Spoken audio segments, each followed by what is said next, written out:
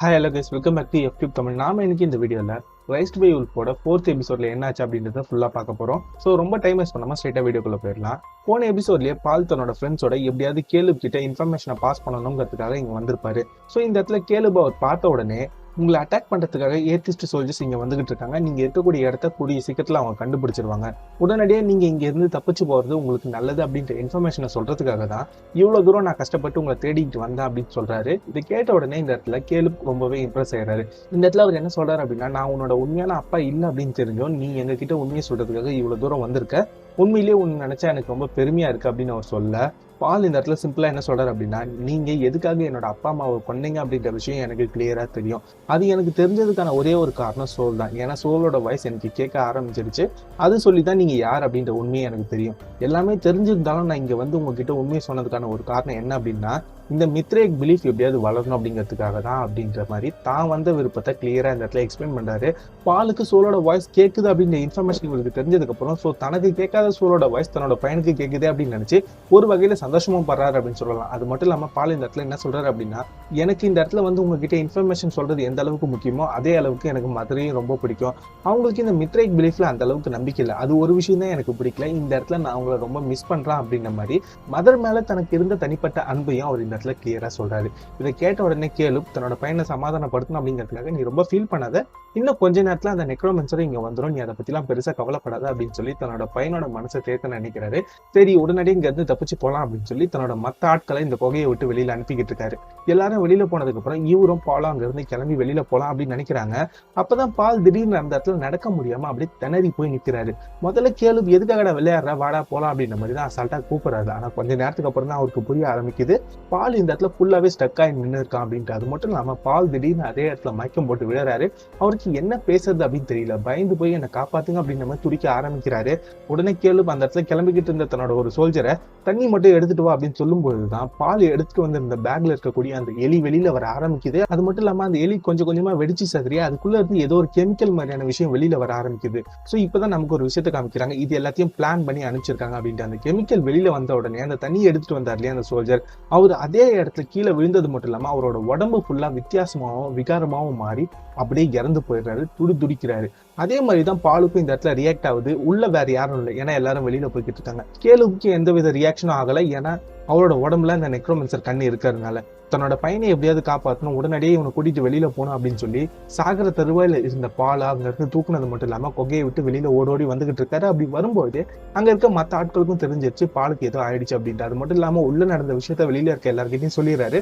So அங்க இருக்கக்கூடிய லேடியும் உள்ள யாரும் போகாதீங்க, அங்க ஏதாவது இருந்தது அப்படின்னா அது நம்ம எல்லாரையும் அட்டாக் பண்றதுக்கு கூட வாய்ப்பு இருக்கு, எல்லாரும் பால் கிட்ட இருந்து கொஞ்சம் தள்ளியே இருங்க அப்படின்னு சொல்லி எல்லாரையும் கொஞ்சம் விலக்கி வைக்கிறாங்க.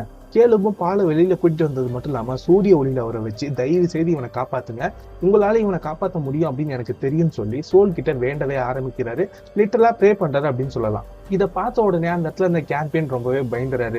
நாம இவன் இந்த இடத்துக்கு கூட்டிட்டு வந்ததுனாலதான் இவனுக்கு இப்படி ஆச்சு, இவன் நம்மளோட இடத்துல இருந்திருந்தான் அப்படின்னா இவன் சேஃபா இருந்திருப்பான், உடனடியே இந்த விஷயத்தை எப்படியாவது மதர் கிட்ட சொல்லி மன்னிப்பு கேட்டான் அப்படின்னா கண்டிப்பா அவங்க வந்து பாலை காப்பாத்திடுவாங்க, திரும்பவும் நம்மளோட இடத்துக்கு போனா மட்டும்தான் இவனை காப்பாற்ற முடியும் அப்படின்னு நினைச்சு கேம்பியன் அங்க இருந்து உடனடியே தப்பிச்சு போக விரும்புறாரு. அவர் அங்க இருந்து தப்பிச்சு ஓடவும் ஆரம்பிக்கிறாரு. இது அங்க இருக்க மத்த ஆட்களுக்கு யாருக்குமே பிடிக்கல.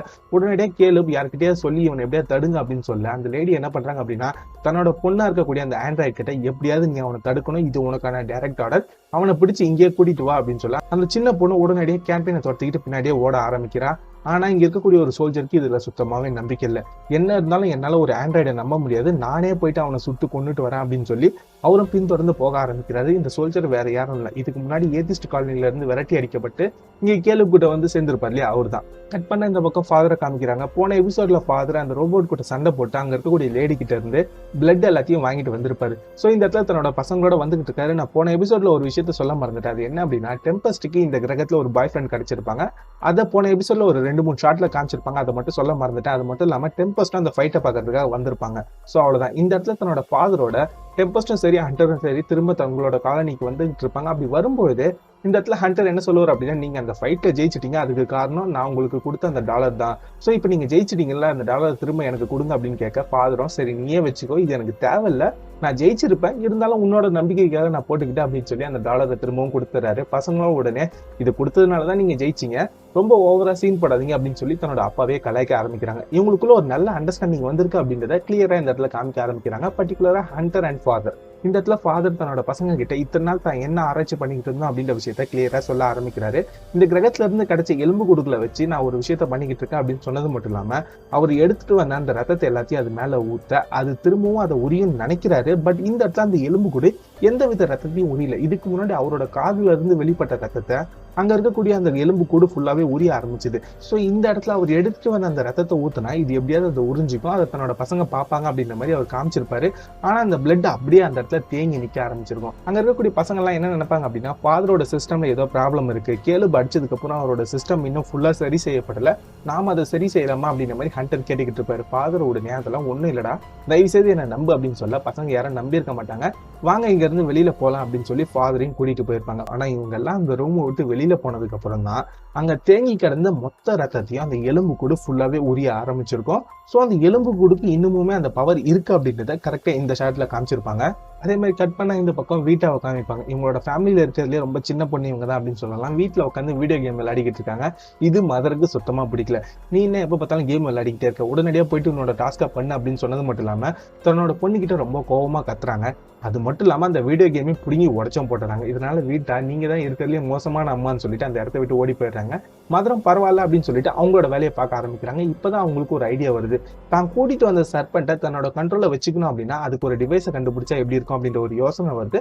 அதுக்கான ஒரு மாடலா அவங்க செய்யவும் ஆரம்பிக்கிறாங்க. அதை ஒரு பரிசோதனையா அங்க இருக்கக்கூடிய ஒரு பறவையோட கழுத்துல செலுத்தி அதை எப்படி இயக்கலாம் அப்படின்ற மாதிரி இவங்க ட்ரை பண்ணிக்கிட்டு இருக்காங்க. கரெக்டா இப்பதான் மேரியும் வந்து பேச ஆரம்பிக்கிறாங்க.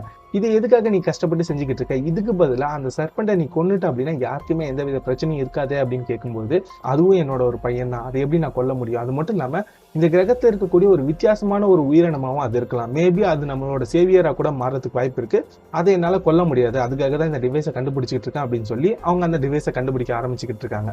கட் பண்ண இந்த பக்கம் கேம்பியன் தப்பிச்சு வந்தார் இல்லையா, அவரை பின்தொடர்ந்து அந்த சின்ன பொண்ணு வந்திருந்தாங்க இல்லையா, இதுக்கு மேல என்னால உன்னை விட முடியாது, நான் உன்னை திரும்பவும் என்னோட இடத்துக்கு கூட்டிட்டு போனோம் அப்படின்னு அந்த சின்ன பொண்ணு சொல்ல, கேம்பியன் நான் உடனடியே என்னோட இடத்துக்கு போய் ஆகணும், நீ என்னோட ஃப்ரெண்டு தானே, தயவு செய்து என்னை விட்டுரு அப்படின்னு கேட்கும்போது, நீ என் ஃப்ரெண்டு தான், என்னால உன்னை விட முடியும், ஆனா இது எங்க அம்மா எனக்கு கொடுத்த டைரக்ட் ஆர்டர், அதை நான் ஓவர் ரைட் பண்ணவே முடியாது, நான் உன்னை கூட்டிட்டு போய் தான் ஆகணும் அப்படின்னு சொல்லி கேம்பியனை பிடிச்சி இழுக்க ஆரம்பிக்கிறாங்க.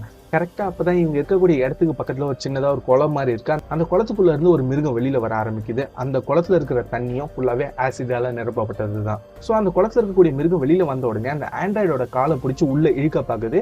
அந்த மிருகத்தோட கையில ஃபுல்லா ஆசிட் இருக்கிறதுனால ஆண்ட்ராய்டோட கால் ஃபுல்லாவே பொசுங்க ஆரம்பிக்குது. இதனால அந்த சின்ன பொண்ணு வழியில துடிக்க ஆரம்பிக்கிறா. கேம்பெயின் இந்த இடத்துல தான் தப்பிச்சா போதும் அப்படின்னு நினைக்காம இவளும் தன்னோட ஃப்ரெண்டு தான் இவளை காப்பாற்றணும் அப்படின்னு நினைச்சது மட்டும் இல்லாம அங்க இருக்கக்கூடிய ஒரு மிகப்பெரிய கல் எடுத்து அந்த மிருகத்தோட தலையிலேயே அடிச்சு கொள்றாரு. இப்பதான் கேம்பெயின் ஃபர்ஸ்ட் ஒரு உயிரினத்தை கொல்லவே ஆரம்பிக்கிறாரு. இது அந்த சின்ன பொண்ணுக்கே ரொம்பவே ஆச்சரியமா இருக்கு. உடனே அந்த ஆண்ட்ராய்டு என்ன சொல்லுது அப்படின்னா, நான் வந்து ஒரு ஆண்ட்ராய்டு, என்ன காப்பாற்றுறதுக்காக உயிருள்ள ஒரு ஜீவனை நீ அழிச்சிருக்க, எதுக்காக இப்படி பண்ண அப்படின்னு கேட்கும்போது கேம்பெயின் சிம்பிளா, நீ என்னோட ஃப்ரெண்டு, உனக்காக நான் என்ன வேணா பண்ணுவேன், இதை கூட பண்ண மாட்டேனா அப்படின்ற மாதிரி ஒரே ஒரு டைலாக் தான் சொல்றாரு. இதனால அந்த ஆண்ட்ராய்டு இம்ப்ரெஸ் ஆனது மட்டும் இல்லாம நீ இந்த இடத்த விட்டு தப்பிச்சுப்போ அப்படின்ற மாதிரி ஒரு வார்த்தையை சொல்ல இவரும் தப்பிச்சு போலாம் அப்படின்னு முற்படுறாரு. கரெக்டா அதுக்குள்ளவே பின்னாடி இவங்களை சேஸ் பண்ணிட்டு வந்திருந்தாலே அந்த சோல்ஜர் அவரும் இங்க வந்துறாரு. கடைசியில ஒரு ரோபோட்டை நம்பினது என்னோட தப்பு தான், இவனை நானே கொல்றேன் அப்படின்னு சொல்லி அவர் ஷூட் பண்ணவும் ஆரம்பிக்கிறாரு. கேம்பெயின் அந்த இடத்த விட்டு தப்பிச்சு போகவும் முற்படுறாரு. ஆனா இவரால் கொஞ்சம் தூரத்துக்கு மேல தப்பிச்சு போக முடியல. அந்த காட்டுக்குள்ள ஒரு பள்ளத்துக்குள்ள இவர் விழவே ஆரம்பிச்சிடறாரு. பின்தொடர்ந்து வந்த அந்த சோல்ஜரும் இவரை ஃபுல்லாவே லாக் பண்ணிடுறாரு. லிட்டரலா இந்த இடத்துல கேம்பெயின் சாக வேண்டியது. கரெக்டா அந்த சோல்ஜர் இவரை ஷூட் பண்ண ஆரம்பிக்கும் போது அந்த இடத்துல பிரகாசமான ஒரு ஒளி தெரியுது. என்ன அப்படின்னு இவங்க ரெண்டு பேத்துக்குமே சுத்தமா தெரியல. அந்த சோல்ஜர் உடனடியே பயந்துறாரு. அவரும் திரும்பி பார்க்க ஆரம்பிக்கிறாரு. அந்த கேப்பை தனக்கு சாதகமா பயன்படுத்தி கேம்பெயின் அங்க இருந்து தப்பிச்சிடறாரு. ஆனா அந்த ஒளிக்கான அர்த்தம் என்ன அப்படிங்கிறது இவங்க ரெண்டு பேத்துக்குமே புரியல. கட் பண்ண கேம்பெயின் எப்படியோ தப்பிச்சு தன்னோட காலனிக்கு வந்தது மட்டும் இல்லாம அங்க இருக்கக்கூடிய மதர் கிட்ட நடந்த எல்லா விஷயத்தையும் சொல்றாரு. பாலுக்கு இந்த மாதிரி வித்தியாசமா ஏதோ ஒரு வியாதி வந்திருக்கு, நீங்க வந்தா மட்டும்தான் அவனை காப்பாற்ற முடியும் அப்படின்னு சொல்ல மதர் உடனடியா நான் எப்படியாவது ட்ரஸ்டி கிட்ட போய் சொல்றேன், அவங்க நமக்கு ஆளுங்களை ஏற்பாடு பண்ணி தருவாங்க அப்படின்னு சொல்ல கேம்பெயின் இந்த இடத்துலயும் தயவு செய்து அவங்கள நம்பாதீங்க, அவங்க தான் பால் மேல ட்ராப் பண்ணி அனுப்பிச்சிருக்காங்க, அவங்க கொடுத்த ஏதோ ஒரு விஷயத்தினாலதான் அவனுக்கு இப்படி ஆயிருக்கு அப்படின்ற உண்மையை சொன்ன உடனே மதருக்கு இந்த இடத்துல என்ன பண்றது அப்படின்னு புரியல. உடனடியே எப்படியாவது நாமளே போயிட்டு பாலை காப்பாற்றலாம் அப்படின்னு சொல்லி கேம்பெயினை கூட்டிக்கிட்டு எந்த இடத்துல கேலுப் இருந்தாரோ அங்க வர ஆரம்பிக்கிறாங்க. கட் பண்ண இந்த பக்கம் கேலுப் இருக்கக்கூடிய அந்த இடத்த காமிப்பாங்க. அந்த லேடி தான் ஒரு உத்தரவை கொடுத்து ஒரு சின்ன பொண்ணு அனுப்பிச்சிருந்தாங்க இல்லையா, அவங்க இப்ப ஏமாத்திட்டு திரும்ப வந்திருப்பாங்க. நாம கொடுத்த ஆர்டரை நம்மளோட பொண்ணே மீறிட்டா அப்படின்ற ஒரு வருத்தம் இவங்களுக்கு இருக்கும். அது மட்டும் இல்லாம அங்க இருக்கக்கூடிய மற்ற சோல்ஜர்ஸ்லாம் இந்த ரோபோட்டை நம்பவே கூடாது, இதை முதல்ல அடிச்சு கொள்ளுங்க அப்படின்னு சொல்ல இந்த இடத்துல அந்த லேடி தன்னோட பொண்ணோட நினைவுகளை வச்சு உருவாக்குன அந்த ரோபோட்டை எப்படியாவது அழிக்கணும் அப்படின்னு முடிவு பண்றாங்க. அவங்களுக்கு இது ரொம்பவே இக்கட்டான நிலைமையா இருந்தாலும் தன்னோட குழுவுக்காக இந்த முடிவை எடுக்கணும் அப்படின்னு அவங்க தயங்காம அந்த முடிவை எடுத்தது மட்டும் இல்லாம அந்த சின்ன பொண்ணோட முகத்தை கிழிக்க ஆரம்பிக்கிறாங்க. கடைசியில நீங்களே என்ன கொல்ல ஆரம்பிச்சிட்டீங்களே அப்படின்னு சொல்லி அந்த சின்ன பொண்ணு அங்க இருந்து ஓட ஆரம்பிச்சது மட்டும் இல்லாம மலையோட உச்சில இருந்து அதுவே தவறுதலா கீழே விழுந்தது மட்டும் இல்லாம அந்த சின்ன பொண்ணு இறந்தும் போயிடுது. அதாவது அந்த சின்ன ஆண்ட்ராய்டு இறந்தும் போயிடுது. கரெக்டா இப்பதான் இந்த சைடு கேலு பாலை வச்சுக்கிட்டு ப்ரேயர் பண்ணிட்டு இருந்தா இல்லையா, அந்த இடத்துக்கு மதர் வர ஆரம்பிக்கிறாங்க. அவங்க இந்த இடத்துல எப்படியாவது அவனை என்கிட்டயே ஒப்படைச்சிரு, நான் திரும்பவும் அவனை எங்களோட பேஸுக்கு கூட்டிட்டு போனா மட்டும்தான் அவனுக்கு ட்ரீட்மெண்ட் கொடுத்து அவனை காப்பாற்ற முடியும், தயவு செய்து என்ன நம்பு அப்படின்ற மாதிரி முதல்ல கேலு கிட்ட கேட்க தான் ஆரம்பிக்கிறாங்க. ஆனா கேலு இந்த இடத்துல என்னால அவனை உங்ககிட்ட அனுப்ப முடியாது, உன்னோட ஆட்கள் தான் அவனை ட்ராப் பண்ணி அவனை ஒரு வெப்பனா மாத்தி இந்த இடத்துக்கு அனுப்பிச்சிருக்காங்க, இதுக்கு மேல அவனுக்கு தேவையானதெல்லாம் ப்ரேயர் மட்டும்தான், நானே அவனை குணப்படுத்திக்கிறேன், நீங்க இந்த இடத்த விட்டு போங்க அப்படின்னு சொல்ல இதுக்கு மதர் நிராகரிச்சதுனால இவங்க 2 பேருக்கு இடையில சண்டை வர ஆரம்பிக்குது. உண்மையிலேயே இந்த சண்டை ரொம்பவே இன்டென்ஸா போகுது அப்படின்னு தான் சொல்லணும்.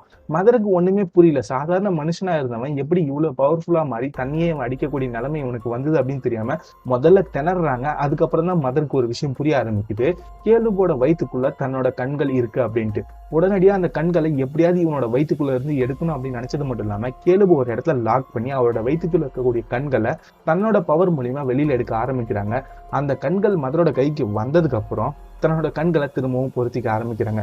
போன சீசன்ல ஃபர்ஸ்ட் எபிசோட்லயே இவங்களோட ஃபுல் பவர் என்ன அப்படிங்கறத கிளியரா அன்லீஷ் பண்ணி காமிச்சிருப்பாங்க. ஆனா இந்த இடத்துல 4 எபிசோடுக்கு அப்புறம் தான் காமிச்சிருக்காங்க. ஆனா இந்த சீன் உண்மையிலே தரமா இருந்தது அப்படின்னு தான் சொல்லணும். அவங்களோட கண்களை திரும்ப பொருத்திக்கிட்ட உடனே பாலை உடனே அங்க இருந்து தூக்கிக்கிட்டு தன்னோட பேஸுக்கு வரலாம் அப்படின்னு முடிவு பண்றாங்க. அப்படி இவங்க வரும்போதுதான் கேலுபு இருக்கக்கூடிய பேஸ்ல இருந்து கொஞ்சம் தூரத்துல ஏத்திஸ்ட் சோல்ஜர்ஸ் லைனா நின்றுகிட்டு இருக்காங்க அப்படின்ற மாதிரி இவங்களுக்கு தெரிய வருது. இப்பதான் நமக்கு ஒரு விஷயத்த காமிக்கிறாங்க, உண்மையாவே இந்த ஏத்திஸ்ட் சோல்ஜர்ஸ் தான் பாலை ஒரு வெப்பனா மாத்தி அவன் மூலியமா எப்படியாவது கேலுபை கொல்லணும் அப்படிங்கிற மாதிரி அனுப்பிச்சு விட்டுருக்காங்க. இது எல்லாத்துக்கும் மூல காரணமா இருக்கிறது அந்த ட்ரஸ்ட். இது மதருக்கும் கிளியரா புரிஞ்சிருது. அவங்க இந்த இடத்துல என்ன சொல்றாங்க அப்படின்னா, எனக்கு உங்களை தாக்கி எந்தவித பிரோஜனமும் இல்லை, நான் எப்படியாவது ட்ரஸ்ட் கிட்ட போய் பேசி ஆகணும், என்னோட பையனை காப்பாத்தி ஆகணும், வழி விடுங்க அப்படின்ற மாதிரி முதல்ல நார்மலா தான் சொல்றாங்க. இது அங்க இருக்கக்கூடிய சோல்ஜர்ஸ் மேல இருக்கக்கூடிய ட்ரஸ்ட் கிட்ட சொல்ல, ட்ரஸ்ட் சிம்பிளா யாரா இருந்தாலும் நமக்கு ஒண்ணுதான், சட்டம் நமக்கு ஒரே மாதிரி தான் இருக்கு, அவளை கொன்னுடுங்க அப்படின்ற மாதிரி டைரக்டா ஆர்டர் கொடுக்குறாங்க. அந்த சோல்ஜர்ஸும் ஷூட் பண்ண ஆரம்பிக்கிறாங்க. ஆனா மதர் கிட்ட அவங்களோட கண்கள் வந்த விஷயம் இவங்களுக்கு தெரியல. அவங்க திரும்பவும் தன்னோட பவரை ஃபுல்லா அன்லீஷ் பண்ண ஆரம்பிக்கிறாங்க. இது ட்ரஸ்ட்டுக்கு கிளியரா புரிய ஆரம்பிச்சிருது. உடனடியே தன்னோட சோல்ஜர்ஸ் கிட்ட இதுக்கு மேல அவகிட்ட சண்டை போட்டு உங்களால ஜெயிக்க முடியாது, பின்வாங்க அப்படின்னு சொன்னது மட்டும் இல்லாம தன்னோட சோல்ஜர்ஸை தன்னோட பேஸுக்கே திரும்பவும் கூப்பிட்டுக்குது. மதர் அங்க இருந்து எல்லா பொருட்களையும் உடைச்சி எரிச்சது மட்டும் இல்லாம, ஒழுங்கா உங்களோட கதவை திறங்க, உங்களை கொன்னு எனக்கு எந்த வித பிரயோஜனமும் ஆக போறது இல்லை, நானே ட்ரஸ்ட் கிட்ட டைரக்டா பேசிக்கிறேன், என்னோட ஒரே மோட்டோ என்னோட பையனை காப்பாற்றணும் அப்படிங்கிறது மட்டும்தான், அவனை எதுக்காக நீங்க வெப்பனா மாத்துனீங்க அப்படின்ற விஷயத்த நானே ட்ரஸ்ட் கிட்ட டைரக்டா கேட்டு தெரிஞ்சுக்கிறேன், ஒழுங்கா கதவை திறங்க அப்படின்ற மாதிரி ஒரு ஆர்டரை ரொம்பவே கோவமா சொல்லிக்கிட்டு இருக்காங்க. இந்த இடத்துல ட்ரஸ்ட் என்ன சொல்லுது அப்படின்னா, தன்னோட சோல்ஜர்ஸ் கிட்ட இதுக்கு மேல நம்மளால அந்த நெக்ரோமன்சரை எதிர்த்து போராட முடியாது, சரணடைகிறது தான் நமக்கு இருக்க ஒரே வழி, தயவு செய்து கதவை திறந்து விட்டுருங்க, அவளே வந்து என்ன பார்க்கட்டும் அப்படின்னு சொல்ல இந்த சோல்ஜர்ஸும் கதவை திறந்து விட்டுறாங்க. முழுசாவே சரண் அடைஞ்சிடறாங்க. ஏன்னா இவங்களால சண்டை போட்டு ஜெயிக்க முடியாது அப்படிங்கிறது அவங்களுக்கும் கிளியரா புரிய ஆரம்பிக்குது. ஸோ இந்த இடத்துல மதர் பாலை கூட்டிகிட்டு உள்ள போனது மட்டும் இல்லாம பாலை குணப்படுத்தக்கூடிய முழு பொறுப்பையும் மேரி கிட்ட ஒப்படைச்சது மட்டும் இல்லாம ட்ரஸ்ட் கிட்ட போயிட்டு எதனால இப்படி நடந்தது அப்படிங்கறத கேட்கணும்னு உள்ள போறாங்க. ட்ரஸ்ட்டை பார்த்த உடனே என்னோட பையன் இதுக்கு முன்னாடி கேள்வி இருக்க இடத்துக்கு போயிருக்கான் அப்படின்னு உங்களுக்கு தெரிஞ்சிருந்தது அப்படின்னா அதை என்ன கூப்பிட்டு நீங்க வான் பண்ணிருக்கணும், நான் அவனை கண்டிச்சிருப்பான். ஆனா அதுக்கு பதிலா அவனை வெப்பனா மாற்றி அது மூலியமா கேளுப பிடிக்கணும் அப்படின்னு நினைச்ச உங்களோட எண்ணம் தப்பானது. இப்ப என்னோட பையன் இந்த நிலைமையில இருக்கான் அப்படின்னா அதுக்கு காரணம் நீங்க தான், அவனுக்கான ஆன்டிடோட்டையும் நீங்க தான் கொடுக்கணும் அப்படின்ற மாதிரி ட்ரஸ்ட்டை அந்த இடத்துல பர்ஃபெக்டா லாக் பண்றாங்க. ஆனா ட்ரஸ்ட் இந்த இடத்துலயும் உன்னோட பையனுக்கான ஆன்டிடோட் என்கிட்ட இல்லை, உண்மையாவே அந்த கெமிக்கலுக்கான ஆன்டிடோட் என்கிட்ட இல்லை, அவனை எங்களால காப்பாற்ற முடியாது, சட்டம் எல்லாருக்குமே ஒண்ணுதான், கேளும் நம்மளோட இனத்துக்கு எதிராக இருந்தா அவனை கொல்றதுக்காக தான் நாங்க இந்த விஷயத்த பண்ணோம், உன்னோட பையன் அவனை பார்த்துட்டு வந்து என்கிட்ட பொய் சொன்னா அதுக்காக தான் இதை பண்ணோம் அப்படின்ற மாதிரி ட்ரஸ்ட் தன்னோட தரப்பு நியாயத்தை சொல்ல, மதுரை இந்த இடத்துலயும் தயவுசெய்து ஆன்டிடோட்டை கொடுத்துருங்க, இதுக்கு மேல என்னால உங்ககிட்ட பேசிக்கிட்டு இருக்க முடியாது, உன்னால கொடுக்க முடியாது, உன்னோட ப்ரோக்ராமிங் அதுக்கு அலோவ் பண்ணாது அப்படின்னா தயவு செய்து உன்னோட ப்ரோக்ராமிங்கை ஓவர் ரைட் பண்ணி அதுக்கப்புறம் ஆன்டிடோட்டை கொடு அப்படின்னு சொல்ல, ப்ரோக்ராம் இந்த இடத்துல சிம்பிளா என்னால அதை ஓவர் ரைட் பண்ண முடியாது அப்படிங்கிற ஒரு இன்ஃபர்மேஷனை சொல்ல மதுரைக்கு இதுக்கு மேல வேற வழி இல்லை. அவங்களுக்கு இந்த இடத்தோட கண்ட்ரோல் தான் பக்கம் வரதுல எந்த வித விருப்பமும் இல்லை, இருந்தாலும் வேற வழி இல்லை அப்படின்னு அவங்களுக்கு கிளியரா புரியுது. ஸோ என்ன பண்றாங்க அப்படின்னா ட்ரஸ்ட்டை ஃபுல்லாவே இவங்க ஷட் டவுன் பண்ணிடுறாங்க. அந்த இடம் ஃபுல்லாவே அப்படியே ஷட் டவுன் ஆயிடுது. ஸோ வெளியில இருக்கக்கூடிய சோல்ஜர்ஸ்க்கு எந்தவித தகவலும் ட்ரஸ்ட் கிட்ட இருந்து வரல. அவங்களும் உள்ள வந்து பாக்குறாங்க. அப்பதான் அங்க இருக்கக்கூடிய சோல்ஜருக்கு புரியுது இந்த ட்ரஸ்ட் ஃபுல்லாவே ஷட் டவுன் ஆயிடுச்சு அப்படின்ட்டு. இந்த இடம் ஃபுல்லாவே இதுக்கு மேல அந்த நெக்ரோமன்சரோட கையில வந்துருச்சு அப்படின்ற மாதிரி இவங்க எல்லாம் பயப்பட ஆரம்பிக்கிறாங்க. கட் பண்ண அந்த ஏத்திஸ்ட் காலனியில இருக்கக்கூடிய மக்கள் எல்லாருமே ரொம்ப பதட்டம் அடைய ஆரம்பிக்கிறாங்க. ஏன்னா ஃபுல்லா அங்கங்க வெடிகுண்டு வெடிச்சுக்கிட்டு இருந்தது இல்லையா, அதனால அவங்களுக்கு என்ன ஆச்சு அப்படின்னு தெரியாம வெளியில அங்கேயும் இங்கேயும் தெரிஞ்சுக்கிட்டு இருக்காங்க. இப்பதான் கேம்பியன் ஃபாதரை போய் மீட் பண்ணலாம் அப்படின்ற மாதிரி கரெக்டா ஃபாதர் கிட்ட வந்து சேர்ந்திருப்பாரு. இந்த இடத்துல மதுரை அங்க ஓடி தெரிஞ்சுக்கிட்டு இருந்த மக்கள் எல்லாத்தையும் ஒண்ணு கூட்டி, தயவு செய்து நான் சொல்றது கேளுங்க, ட்ரஸ்ட் இதுக்கு மேல இல்ல. எப்போ இங்க இருக்க ஒரு நபர் உங்களை ஆள்றதுக்கு தகுதியானவர் அப்படின்னு நான் நினைக்கிறேனோ அப்போ அவர்கிட்ட முழு லீடர்ஷிப்பின் நான் கொடுத்துட்டு நான் விலகிப்பேன். இது கண்டிப்பா உண்மை அப்படின்ற மாதிரி தன்னோட தரப்பு நியாயத்தை கிளியரா சொல்ல ஆரம்பிக்கிறாங்க. அங்க இருக்கக்கூடிய நிறைய மக்கள் இவங்களை எதிர்த்து பேச ஆரம்பிக்கணும் அப்படின்னு நினைச்சு சில வார்த்தைகளை சொல்ல வராங்க. ஆனா கூட இருக்க மத்த ஆளுங்க நீங்க எதுவும் பேசாதீங்க, அப்படி பேசுனீங்க அப்படின்னா இவன் உங்களை கொன்னுடுவா அப்படின்ற மாதிரி பயன்படுத்துறாங்க. இது மதருக்கு சுத்தமா பிடிக்கல. உங்களோட ஒப்பீனியனை தயவு செய்து வெளிப்படையா சொல்லுங்க, நான் உங்களோட பாதுகாவல, நீங்க என்ன வேணா என்கிட்ட சொல்லலாம் அப்படின்னு சொல்லி அங்க இருக்கக்கூடிய மொத்த மக்களையும் தான் பக்கம் திருப்ப ட்ரை பண்றாங்க. ஆனா அங்க இருக்கக்கூடிய மக்களுக்கு ஒரு மித்ரைக் ரோபோட்டை நம்புறதுல எந்தவித விருப்பமும் இல்லை. அதனால கூட்டம் கொஞ்சம் கொஞ்சமா கலைய ஆரம்பிக்குது. ஃபாதருக்குமே இதுல சுத்தமா விருப்பம் இல்லை. அவரும் அந்த இடத்த விட்டுட்டு அவரோட லேபுக்கு வந்து பாக்குறாரு. இவர் ஒரு எலும்பு கூட வச்சு ரிசர்ச் பண்ணிக்கிட்டு இருந்தார் இல்லையா, அந்த எலும்பு கூட அங்க இருந்ததுக்கான சுவடே இல்லை. அந்த லேபே ஃபுல்லா அடிச்சு நொறுக்கப்பட்ட நிலைமையில இருக்கு. அப்பதான் கதவுக்கு வெளியில ஒரு பயங்கரமான ஒளி தெரியறது இவருக்கு தெரிய வருது. என்ன அப்படின்னு வெளியில போய் பார்த்தா இவரோட கண்ணு கூசுற அளவுக்கு அந்த இடத்துல பயங்கரமான வெளிச்சம் தான் இருக்கு. இவர் ஒரு நெக்ரோமன்சர், ஆனா இவரோட கண்ணே அந்த ஒளினால கூசப்படுது அப்படிங்கிற மாதிரி தான் காமிச்சிருக்காங்க. ஒரு பயங்கரமான ஒளியோட ஒரு ஆள் வந்து அங்க நிக்கிற மாதிரி தெரியுது. அது என்ன அப்படிங்கறது இவங்க கிளியரா காமிக்கல. கரெக்டா இந்த இடத்துல நமக்கு இந்த எபிசோட முடிக்கிறாங்க. கண்டிப்பா அடுத்த எபிசோட்ல அது யார் அப்படின்றத நம்ம காமிச்சிருவாங்க அப்படின்னு நினைக்கிறேன். மேபி இத்தனை நாள் இவங்களுக்கு கேட்டுக்கிட்டு இருந்த அந்த வாய்ஸ் ஆன சோலா கூட அது இருக்கிறதுக்கு வாய்ப்பு இருக்கு. ஸோ அது என்ன அப்படிங்கறத அடுத்த எபிசோட்ல தான் போகணும். கண்டிப்பா உங்களுக்கு இந்த வீடியோ பிடிச்சிருக்கும் அப்படின்னு நினைக்கிறேன். அப்படி பிடிச்சிருந்தது அப்படின்னா மறக்காம சப்ஸ்கிரைப் பண்ணிட்டு பெல் ஐக்கனை கிளிக் பண்ணிட்டு வீடியோ கண்டினியூ பண்ணுங்க. நான் இன்னொரு ஆசமான வீடியோல உங்க எல்லாரையும் மீட் பண்றேன். பாய், தேங்க்யூ கைஸ்.